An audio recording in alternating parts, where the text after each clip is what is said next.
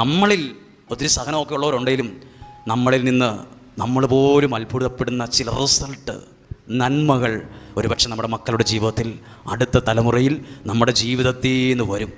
ചിലപ്പോൾ നമ്മുടെ മക്കളെ പോലും വിളിച്ചപ്പം പറഞ്ഞിട്ടുണ്ടാവും, എന്ത് പ്രാർത്ഥന, അമ്മ പോയി പ്രാർത്ഥിക്കും. മിക്കവാറും ഈ പ്രാർത്ഥനയ്ക്ക് വരുന്നതിന് മുമ്പ് ഭയങ്കര വഴക്ക് നടന്നിട്ടായിരിക്കും ഇങ്ങോട്ട് വന്നത്.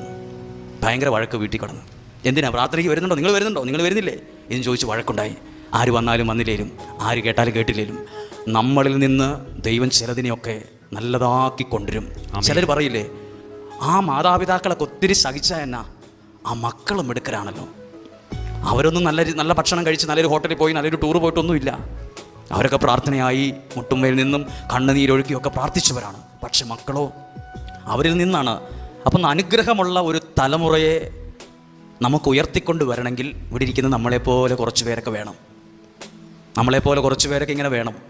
നമ്മളെ ആ ദൈവം കണ്ടേയിരിക്കുന്നത്.